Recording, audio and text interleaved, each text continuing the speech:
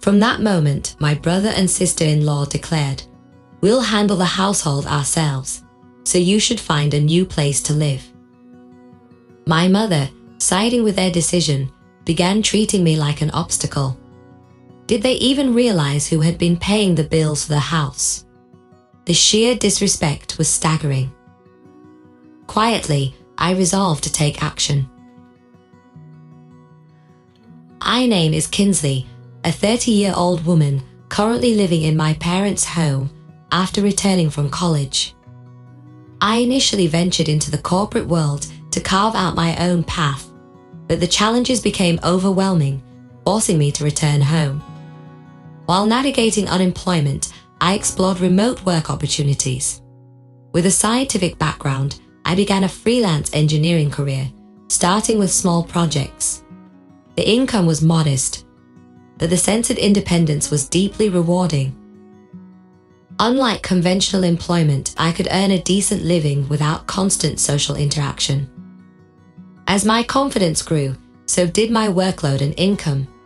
Within a year, I was earning as much as a regular corporate employee. However, my parents, especially my mother, struggled to understand my work-from-home lifestyle. While my father accepted my explanations, my mother, rooted in traditional beliefs, harbored doubts about what she couldn't comprehend. Despite my efforts to explain, her skepticism persisted. "How long do you plan to stay at home?" she asked, her tone laced with doubt about the legitimacy of my work. Even after showing her client emails and salary statements, she remained unconvinced. She suspected I was involved in something shady or a questionable scheme. No amount of proof could dispel her doubts. "What if you end up relying on unemployment benefits? They don't last forever," she fretted.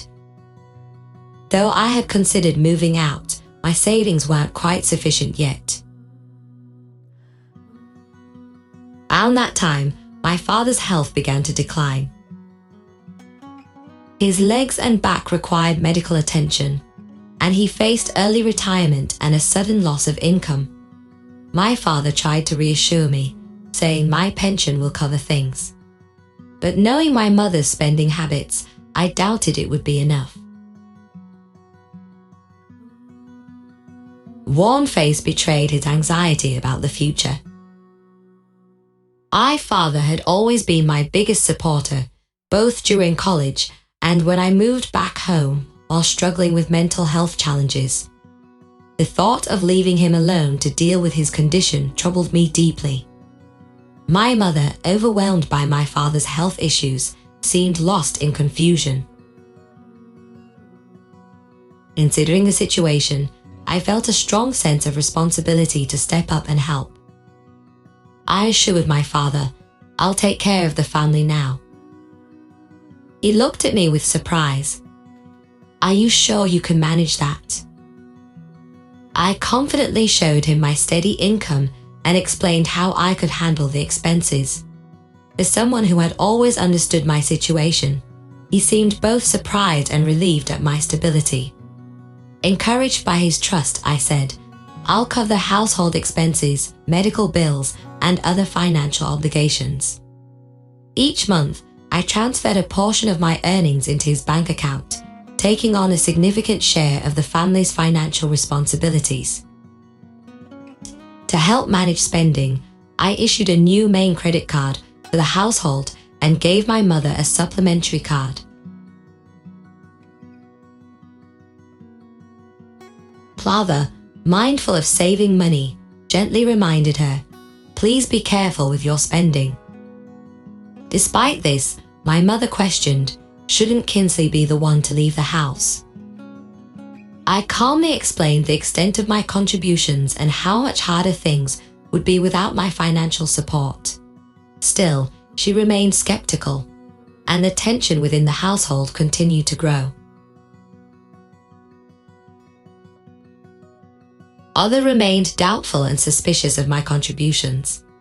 It was only after persistent persuasion from my father that she begrudgingly agreed to let me continue living with them while balancing work and household responsibilities. However, I began to notice her taking my efforts for granted. Strictness grew, accompanied by constant criticisms like, "Can't you finish your chores faster?" I tried explaining the challenges of juggling work and household duties, but my concerns were dismissed without consideration. The strain in our relationship became undeniable and felt beyond repair. In contrast, my father recognized my efforts and provided unwavering support.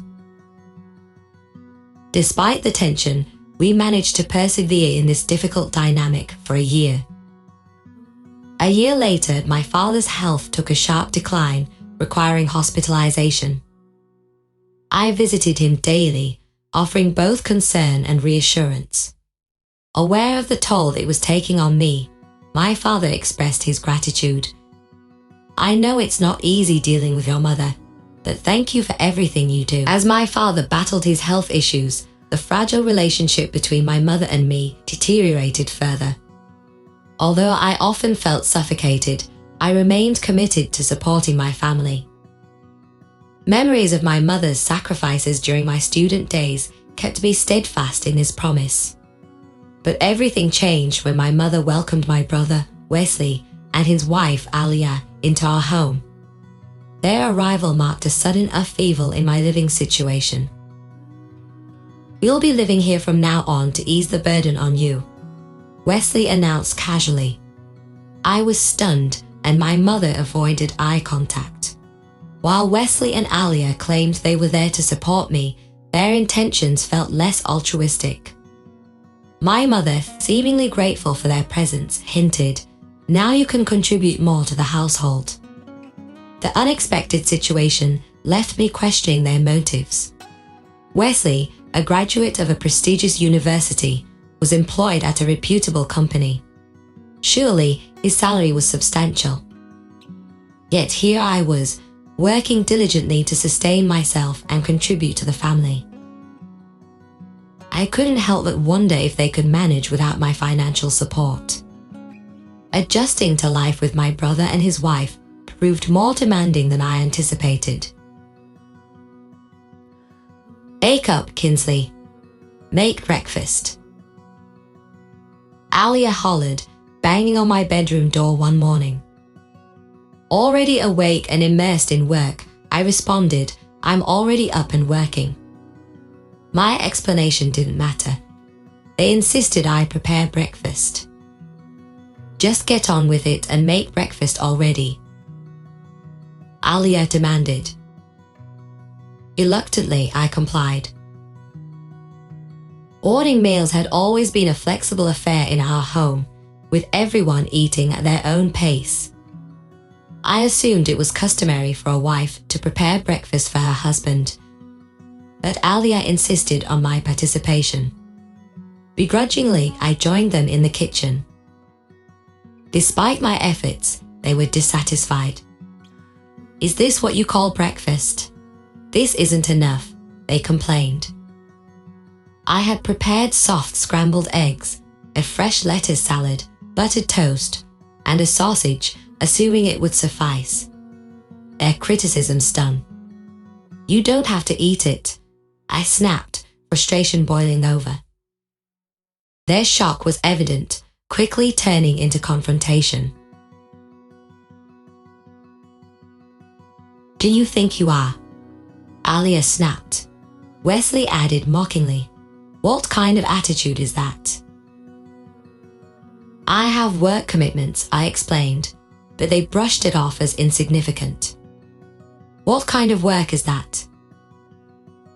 "Are you crazy?" Wesley retorted.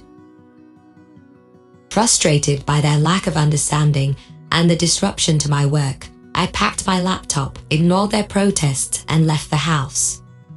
Wesley's voice echoed behind me, demanding to know where I was going, but I didn't stop. I headed straight to my father's hospital room. When I arrived, my father looked at me with concern. "Kinsley, what's wrong? You seem upset," he observed. "I just had a huge argument with Wesley and the others," I admitted, feeling overwhelmed. He sighed, his expression heavy with concern. I didn't realize things had gotten this bad. I'm sorry, Kinsley. You don't have to stay in a place where you feel unwelcome. Choose your own path. But what about Mom? She might feel more comfortable with Wesley around, I replied, voicing my guilt. You deserve to live happily and freely, my father reassured me. Live your life the way you want to. His words were the encouragement I needed. That evening, I returned home determined to leave, only to be met with a tense confrontation. Mother, Wesley, and Alia sat waiting, their expressions grim. Why weren't you at work? I had to take the day off because of you. Wesley accused. I silently questioned how easily he could take time off. Their voices escalated until Wesley finally declared, "Get out of here. From now on, the three of us will live together. If you don't want to stay, then leave. We don't need someone like you around." His words left me stunned. I asked, why? Did I do to deserve this? My brother and his wife, ignoring my protests, coldly replied, "You're not needed here anymore. We can manage without you." Mother, siding with them, treated me as an inconvenience. The frustration inside me grew as they dismissed my role in managing the family's finances and focused solely on their own concerns. Enraged by their insensitivity, I decided it was time to take action. I began by transferring the money linked to my mother's daily use credit card into a separate account under my control. I knew the sudden lack of access would catch her off guard. Next, I moved funds from my father's account, a vital source of the family's financial stability, into another account exclusively for his medical expenses. I did this without informing my mother, effectively shifting the financial burden onto my brother and his wife. Although I didn't know the specifics of my brother's income, I was confident this would force him to feel the weight of supporting the household. With these steps completed, I packed my belongings and made my declaration. I'm leaving. Their reaction caught me off guard. My mother, brother, and sister-in-law, who had been relentless in their harassment, suddenly looked stunned. Their shock revealed they hadn't anticipated such a bold move from me. Yet, despite their surprise, there was a smugness in their expressions that suggested they were relishing the moment. As I prepared to leave, they taunted me one last time. Finally, "You're leaving. We've never dealt with such a troublesome person," they sneered. "You're not coming back, are you?" "Of course not," I replied sharply, adding, "Don't contact me." They smirked as I walked out, but I couldn't help wondering how they would react once they realized the full impact of my departure. Starting anew in a peaceful environment, I found the freedom to live life on my own terms. The tranquility allowed me to focus entirely on my work, and I felt a renewed sense of purpose.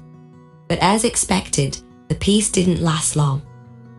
My brother's name appeared on my phone, disrupting the calm. "I told you not to contact me. What do you want?" I asked curtly, irritation clear in my tone. His voice, filled with urgency and surprise, stammered, "Kinsley, what did you do with the family finances? We can't manage anything anymore."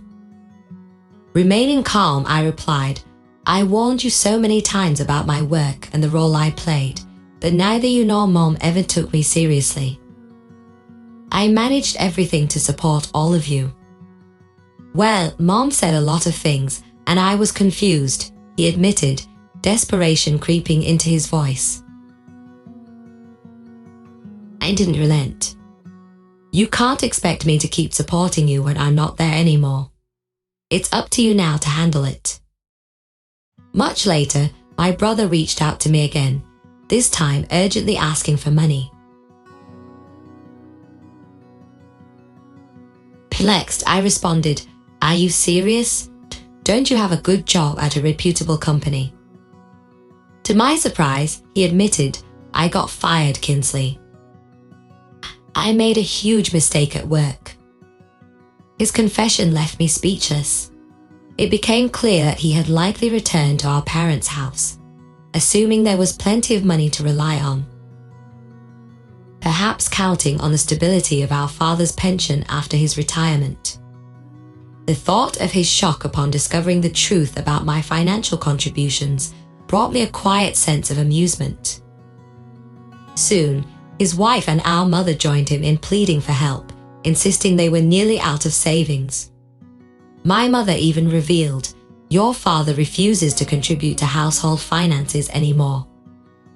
Standing my ground, I replied firmly, "I've done more than enough to support all of you. It's time for you to take responsibility and handle things yourselves." With that, I cut off contact, making it clear I would no longer involve myself in their financial troubles. My father, wary from the strain in his relationship with my mother, sought legal advice and eventually chose a quieter, independent life elsewhere. I continued to visit him regularly, while a mutual friend kept me updated on my brother's struggles.